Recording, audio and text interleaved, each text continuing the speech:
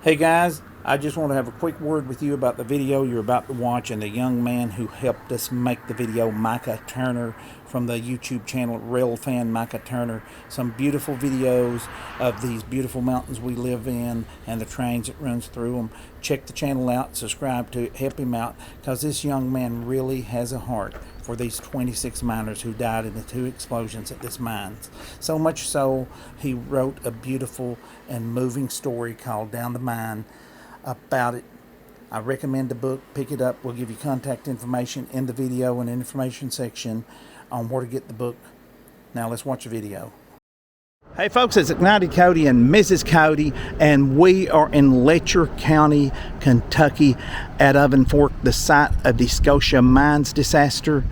This is located just about 14 miles above Cumberland and Harlan County and south on the other side of the mountain of Whitesburg in Letcher County. And folks, we've got a real special video today. This is our first collaboration with another YouTube channel, and also we have literally the author who wrote the book on the Scotia mines disaster. So you're not going to hear a lot from us because he's going to explain it to you, Mr. Micah Turner. Hello everybody. Now Micah is a photographer, videographer, blogger, YouTuber, and more importantly for us, an author. He literally wrote the book Down the Mine, the story of the Scotia mine disaster. So he's going to help us out with that. And folks, before we do that, I want you guys to go to this young man's channel and subscribe. It's some of the best train videos you'll see.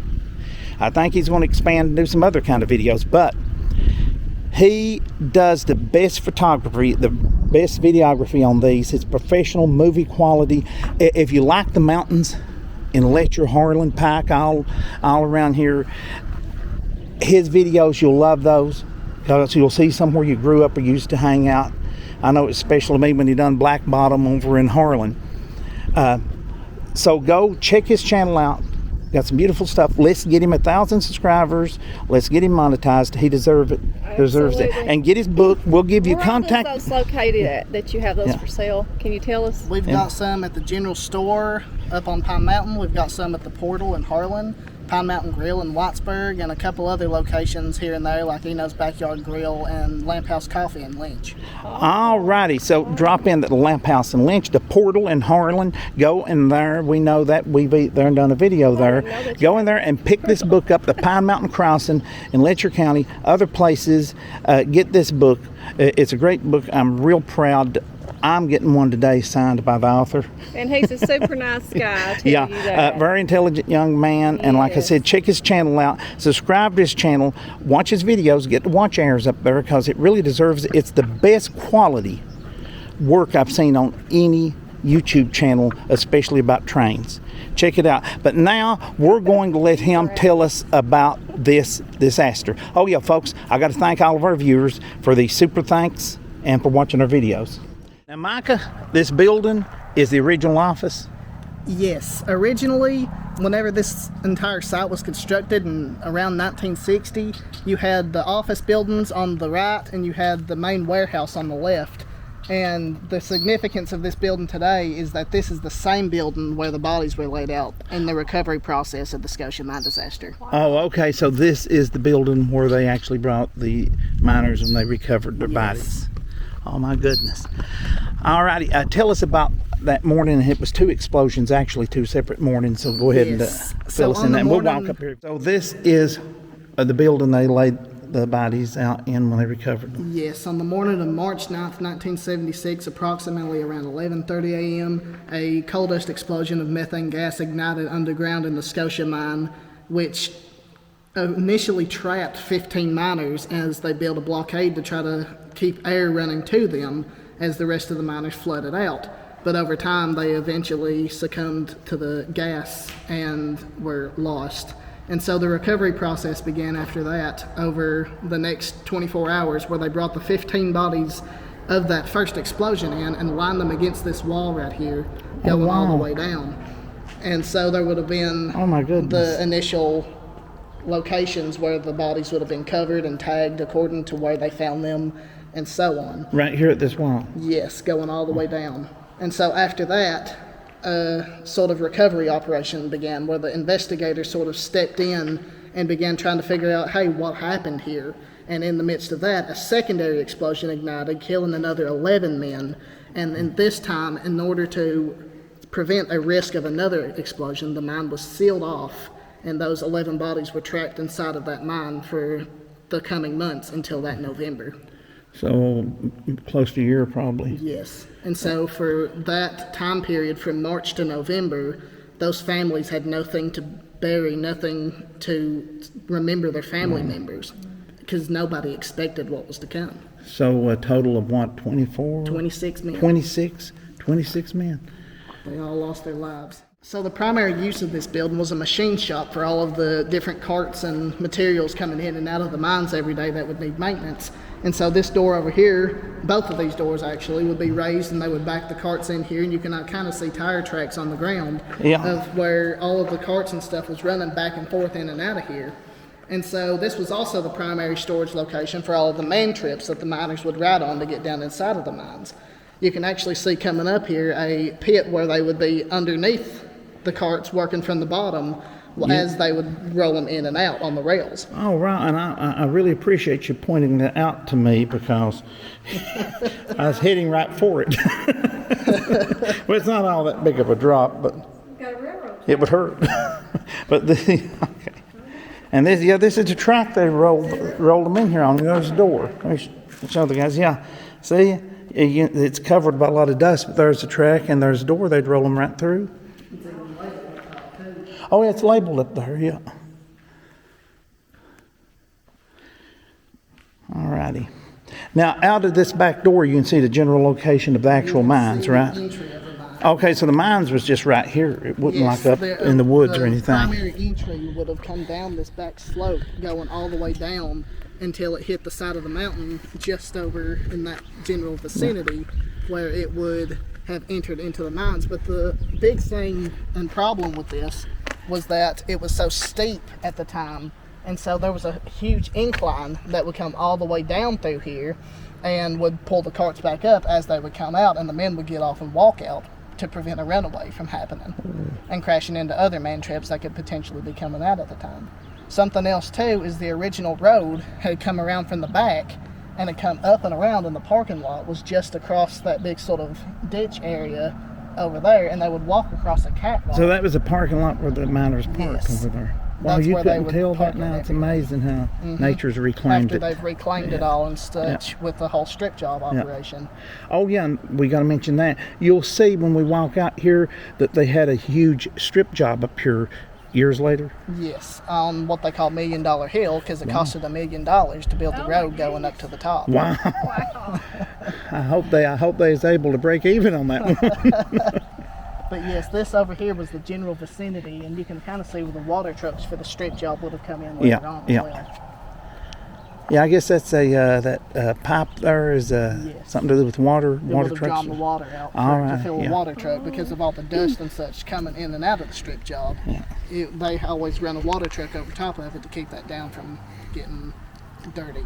All right, well, we'll walk up here and take a look a little closer to the mines. All right, so what we're looking at here is the original slope entry into the Scotia mines. Back there would have been the ramp that the incline would have been on, that they would have dragged the carts up and down and let them down into the mine, but it would have started way back against the ridge just out there and worked its way down through here at a gradual angle before entering the mines at the portal down here. So that water's from the mines over there? Yes, all of that has been flooded out over the years. It's actually, from what I've heard, it's enough water that would take over 2 years to pump out if they was to try to pump it out. I believe it. And so as we come up over here, and this walkway looks like it's underwater. This is this was the original catwalk that the miners would have walked across from the parking lot. And though it's underwater, there is enough rain to get a little bit closer and see just... Okay, now he said, I'm not sure if my microphones, I'm getting a little behind him, picked him up. He said this was the original catwalk that the miners crossed from the parking lot to go to work. Yes, and so they would have parked on that side and crossed this catwalk in order to get to the mines to suit up with all of their gear and stuff before coming back. and climbing down this ladder that's submerged down to the ground, and have been able to walk back and get on the catwalk and get on the man trip and ride on into the mines for their daily Oh, yeah, duties. right there. That ladder's submerged. I had to swap over to zoom. And so, as you can see, of course, now this catwalk, sometimes it's unstable, or for the most part, it's unstable. Yeah, I vote for unstable. Yeah, a little I bit. do too. But then sometimes in Yeah. the winter, the water will clear up and you can look down and see the original roadbed leading back. Oh, into the you mine. can? But Wow. it's not something that happens too often. Yeah. There's also a lot of water snakes in here. You know, I bet if I was a water snake, I would move in here. This has got to be prime real estate for water snakes.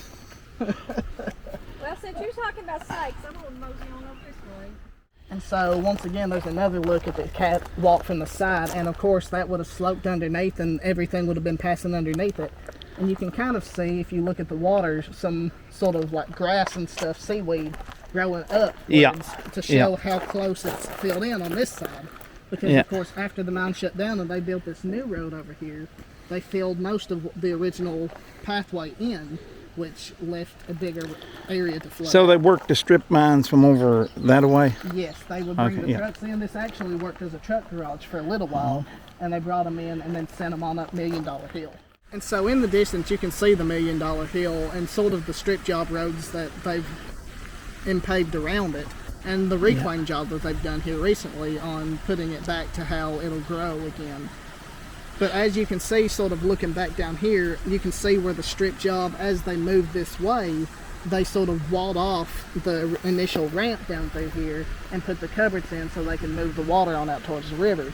And so after the second explosion, and they walled off and sealed the mines and everything in order to decrease those methane gas levels, they initially had that urge and realization that the mine safety was not where it needed to be.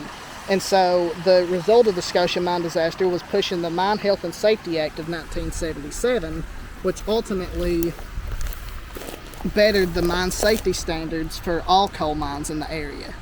So that was a direct result. So Yes. these 26 men didn't lose their life for absolutely nothing. Yes, they didn't die in vain. Which the thing about these miners that dies is they're not fighting a war. They're not police officers. They're not firefighters. What moves me and touches me about them, they're simply trying to put shoes on their kids, pay the electric bill, and put food on the table. And they do one of the most dangerous, dirtiest jobs you can do anywhere in the world. Because if this job don't kill you while you're doing it, it'll come back and get you later. I can tell you that from my own father-in-law that suffers from black lung right now. So where we're standing now is the original location of the coal tipple for Scotia. What would happen was there was huge belt lines that would belt the coal over to where 119 now sits, and once they was belted there and stockpiled, it would be put into the tipple chute and loaded and sent to the tipple that stood right where you can see where the rock is cut out going all the way down this area. And so there would have been 4, 5, 6 tracks right through here with hoppers constantly lined upon it. And they run an old Alco RS3 switcher here, which would preload the hoppers. And so when train crews would come in, they would bring empty hoppers, drop them off, and then leave right back out with the loaded ones. And so it was a constant operation day in and day out of engines loading. And you say this water here is part of the... Yes, this is all water that has flooded Scotia from the other mine seals on down the area here that has all backed up in here over time. And in that meantime, they've stockpiled it with fish and all sorts of other creatures. Well, I'm seeing a lot of fish. I wasn't going to mention it, because I'm thinking I'll come back here fishing and I don't want to make a honey hole too public, but I guess the cat's out of the bag on that. But I am seeing a lot of fish down there. Whole. Yeah. And so you can see in the distance the old belt tower that would have carried a lot of the coal and stuff that would be shipping over to the coal tipple. And so that would have been constantly running, especially on the day of the explosion, to get those trains loaded and get them out to market. And so one of the big things with this site is the lack of memorabilia. And so here in a little bit you'll be able to see just the sign and such that stands up there, but that's just a sign on the side of the road. It's a small artifact that's really hard to spot if you're not looking for Basically, one of those little historical markers you see all over the place. And so the big thing with that is you see a lot of these other disasters like Kentucky Derby, Upper Big Branch, one over in Knott County. They all have these big memorial parks and dedication and all this other stuff towards those miners.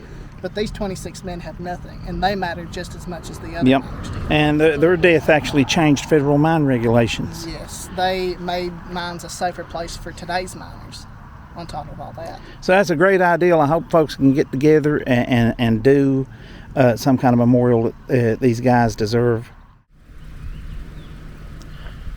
And folks, you can get this book, like we mentioned earlier, at Pine Mountain Crossing, the Portal in Harlan, and you can also find it on Amazon. Just at Down the Mine by typing that in your search bar. And then I also have my website, micah-turner.pixels.com, where there's other little knick-knack photos and little trinkets and stuff you can buy.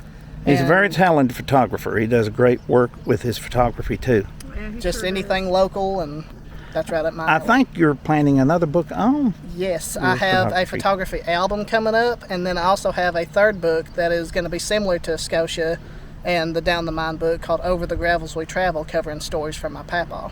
Wow. Well, we'll look forward to that. We'll look forward to that. Get this book. You'll enjoy it. I'm going to enjoy my autographed one. I had to mention it's autographed, you know. Anyway. It's been a joy working with you. Yeah. It really has. Yeah, it's been great. The best first collaboration, probably the only. Fantastic though, seriously. Very talented young man. Does it all. Author, YouTuber, photographer. You know, I can't remember all of it. You're going to have to make a card. But great information. And truly, like he says, he has a heart for these 26 men to be remembered here and their sacrifice. We thank you guys for sticking with us through the video and remembering these gentlemen. We appreciate you. Appreciate everybody. Our super thanks. Just watching the video. And like I say many times, you know, those who force other people to watch videos, I appreciate that because they'll get used to it eventually and you won't have to force them anymore. But anyway, check his channel out. Rail fan Micah Turner. Subscribe. We want to get him 1,000 subscribers. That's the first step towards getting monetized, and then it's your watch hours. Let's get him 1,000 because it deserves it. It's really beautiful stuff. And I think that's it. Is that it? Is that it? Okay, what do we all say? Bye. Thank you all. God bless you. Thank you, Micah.